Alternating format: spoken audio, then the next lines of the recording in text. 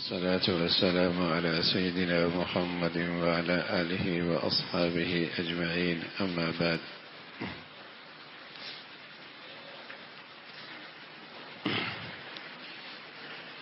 پیارے رسول صلی اللہ علیہ وسلم کی زندگی،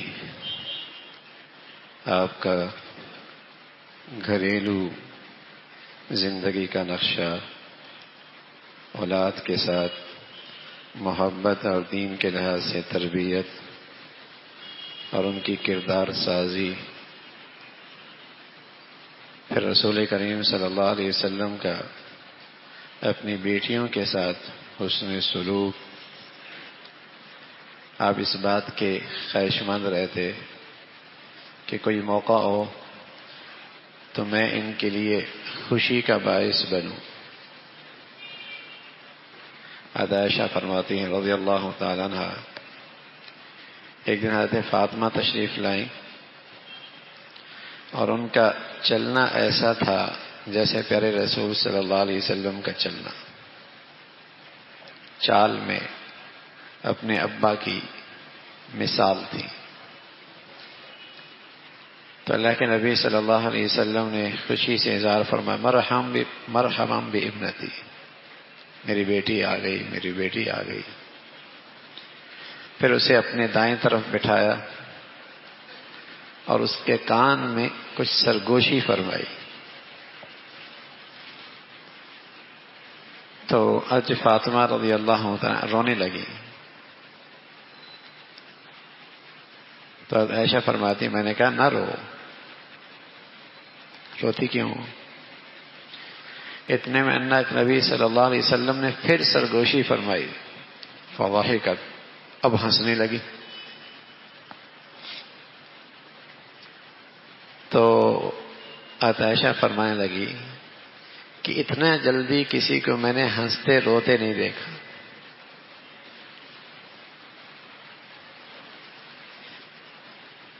میں نے کہا عائشہ، میں نے کہا فاطمہ، عائشہ فرماتی ہیں یہ کیا بات تھی؟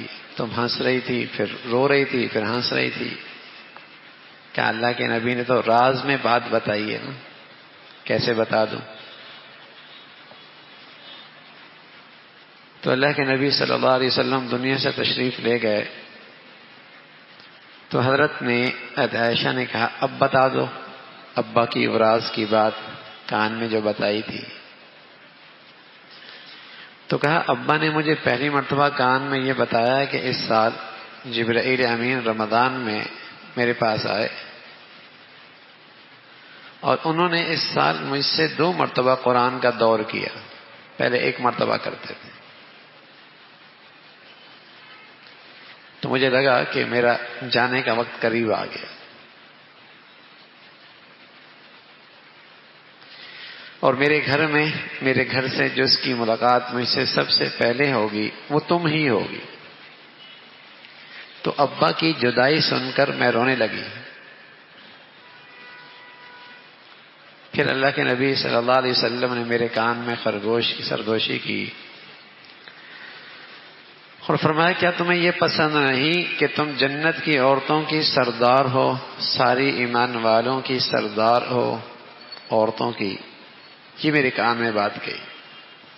فضحکت لذلک، تو اس سے میں ہنسنے لگی۔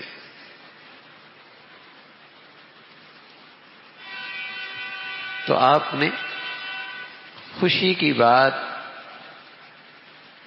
اپنی بچی کو پہنچا کر اس کو مسرور کر دیا۔ پھر آپ اس بات کے فکر مند رہتے کہ انہیں کس طریقے سے نیکیوں کا اور دعاؤں کا شوق دلایا جائے۔ ایک دن اللہ کے نبی صلی اللہ علیہ وسلم فاطمہ سے کہنے لگے فاطمہ سنو میری نصیحت، جب بھی صبح کرو نا یا شام کرو تو یہ کلمات کہہ دیا کرو، یا حی یا قیوم برحمتک استغیث اصلح لی شأنی کلہ ولا تکلنی الی نفسی طرفۃ عین۔ یہ اپنی بیٹی کو ذکر سکھایا، دعا سکھائی، اور یہ دعا بھی اللہ کے نبی کی ہے، سمندر کو کوزے میں بند کرنے والی بات ہے۔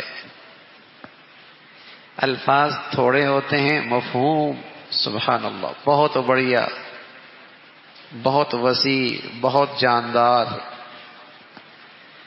فرمایا بیٹی صبح ہو یا شام ہو یہ دعا کیا کرو، یا حی یا قیوم برحمتک استغیث، اے وہ ذات جو حی اور قیوم ہے، تیری رحمت کی میں طلبگار ہوں، آپ میری ہر حالت کو سنوار دیں، اصلح لی شأنی کلہ، اور ایک لمحے بھر کے لیے بھی مجھے میرے نفس کے حوالے نہ فرمائے، لمحے بھر میں بھی آپ مجھے میرے نفس کے حوالے نہ فرمائیں، وَلَا تَكِلْنِي إِلَىٰ نَفْسِي طَرْفَةَ عَيْنٍ۔ تو اللہ کے نبی صلی اللہ علیہ وسلم اپنے بچوں کی تربیت فرماتے، انہیں دعائیں سکھاتے، اللہ کی طرف رجوع کرنے کے لیے دعائیں ذکر بتلاتے۔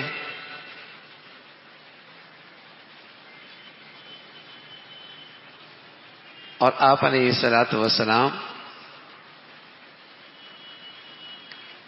مصیبت کی گھڑی میں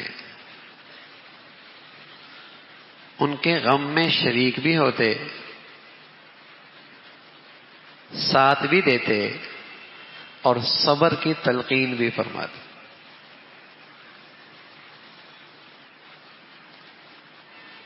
اللہ کے نبی صلی اللہ علیہ وسلم کی بیٹی نے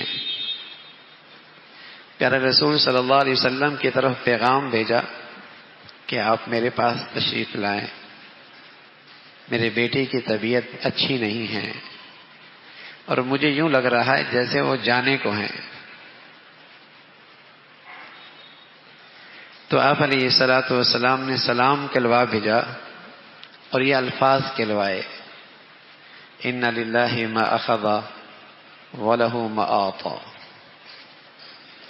جو اللہ لے گا وہ بھی اللہ کا ہے، جو اللہ نے دیا ہے وہ بھی اللہ کا ہے۔ اگر اللہ نے کچھ دیا ہے تب بھی ملکیت اللہ ہی کی ہے، ہمارے پاس صرف امانت ہے،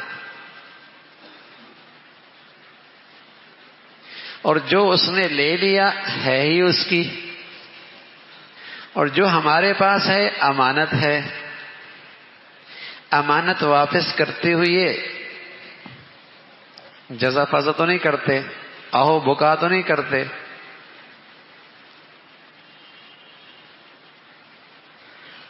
اور ہر چیز کے لیے ایک وقت مقرر ہے، کب تک اللہ نے یہ امانت آپ کو دی ہے وہ بھی طے ہے، اور اپنے وقت پہ اللہ اپنی امانت واپس لے لیں گے۔ صبر کرو اور اللہ کے ہاں سے اجر و ثواب کی امید رکھو۔ اس انداز سے اپنی بیٹی کو صبر کی تلقین کی اور یہ حوصلے بھرے کلمات کہلوا بھیجے کہ اللہ کی چیز ہے، جو ہمارے پاس ہے وہ بھی اللہ کا ہے، جو اللہ نے واپس لے لیا وہ بھی اللہ کا ہے، اور امانت آدمی کے پاس ایک وقت تک ہے، پھر اللہ اس امانت کو واپس لے لیتے ہیں۔ تم صبر کرنا، ہاں یہ تھوڑا سا جو تمہیں غم ہوگا نا اس پر بھی اللہ انعام دیں گے، اجر و ثواب دیں گے۔ حکیم الامت تھانوی رحمۃ اللہ علیہ فرمایا کرتے تھے کہ ہم تمہیں زندگی کا ایک طاقت کا نسخہ دیتے ہیں، انتہائی طاقتور چیز زندگی کی، انتہائی طاقتور چیز، اور وہ آپ کی زندگی کی بہت بڑی طاقت ہے اور یہ زندگی بھر کام آئے گی۔ اور فرماتے ہیں وہ طاقت کا نسخہ یہ ہے، ہر مصیبت کی گھڑی میں یہ خیال کر لینا، یہ دھیان کر لینا کہ اللہ اس مصیبت پہ کوئی بڑا انعام دیں گے۔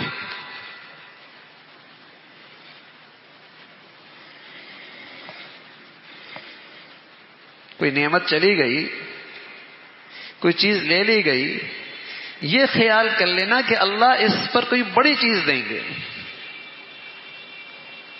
دکان میں ہیرا ہو نا، اور ایک آدمی ہیرا لینے کے لیے آئے تو بڑی قیمتی چیز دکان سے کم ہو گئی، لاکھوں کا ہیرا دکان سے چلا گیا، لیکن دکاندار پریشان نہیں ہوتا،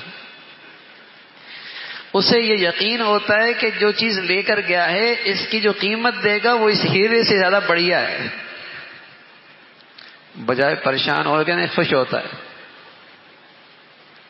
بجائے پریشان ہونے کے خوش ہوتا ہے۔ حالانکہ بہت قیمتی چیز دکان سے چلی گئی، بہت قیمتی ہیرا تھا، لیکن اسے یہ یقین ہوتا ہے کہ جو چیز گئی ہے بہت ٹھیک ہے، لیکن جو پیسہ مل رہا ہے اس کے بدلے میں چیز مل رہی ہے وہ اس سے زیادہ قیمتی ہے،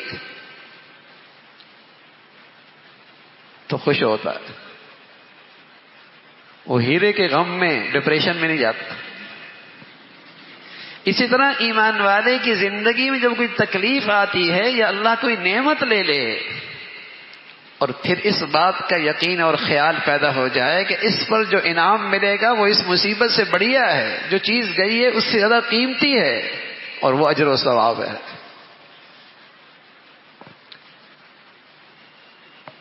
تو زندگی میں یہ غم لگے گا نہیں۔ وقتی طور پہ جدائی کا غم ہوتا ہی ہے، لیکن یہ زندگی بھر کا غم نہیں بنے گا اور یہ زندگی بھر کا دکھ نہیں بنے گا۔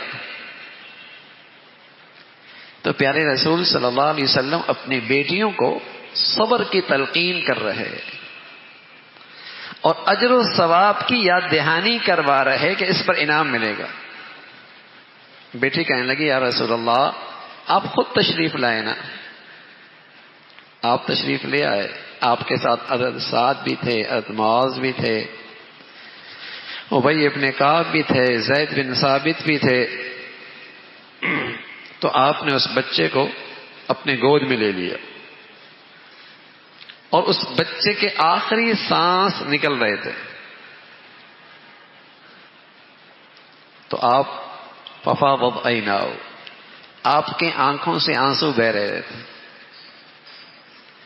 حضرت سعد نے سمجھا کہ کسی بھی غم اور تکلیف میں آنسو بہانا بھی حرام ہے، تو فوراً کہنے لگے یا رسول اللہ آپ رو رہے ہیں، تو آپ نے فوراً وضاحت فرمائی سعد ہر آنسو بہانا بری بات نہیں، غم کے موقع پہ، کسی کی جدائی کے موقع پہ اگر آہو بکا کرو گے، جزا فضا کرو گے، اللہ سے شکوے شکایت کرو گے، یہ بری بات ہے، باقی محبت کے آنسو تو بہتے ہی ہیں، یہ محبت کے آنسو ہیں، یہ شفقت کے آنسو ہیں، یہ پیار کے آنسو ہیں، یہ برے نہیں۔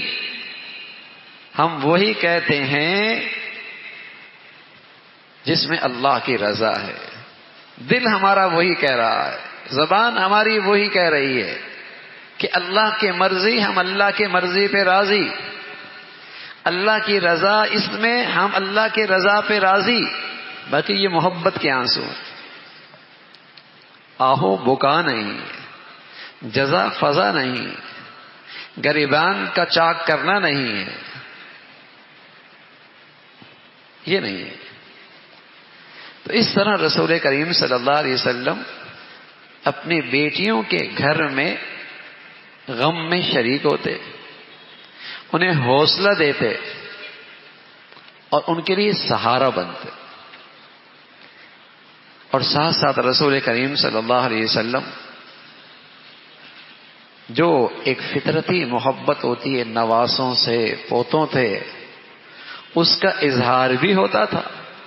یہ اللہ نے محبت رکھی ہے، پوتوں کی محبت، نواسوں کی محبت، تو اس کا اظہار بھی آپ کی زندگی سے ہوا کرتا تھا۔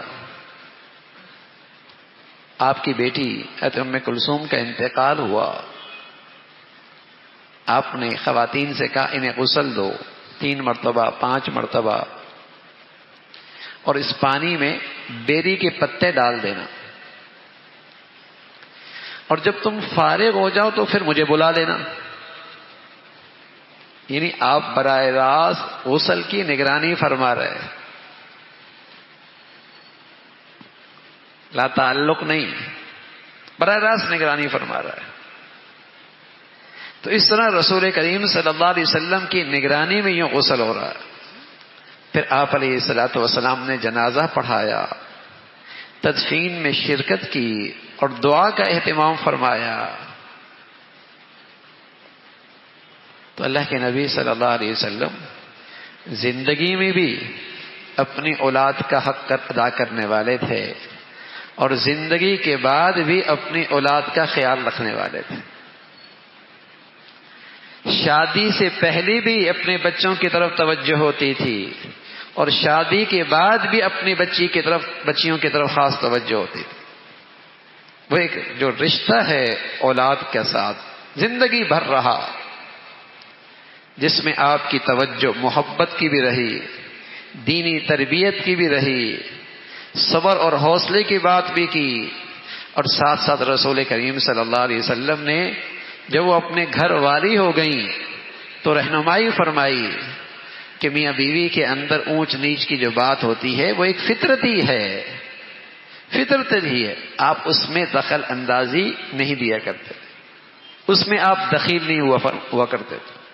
تو اس طرح آپ علیہ الصلوۃ والسلام نے اپنے بچوں کی زندگی کے ساتھ اپنا معاملہ رکھا اور آپ نے اس انداز سے نگرانی بھی فرمائی، تربیت بھی فرمائی۔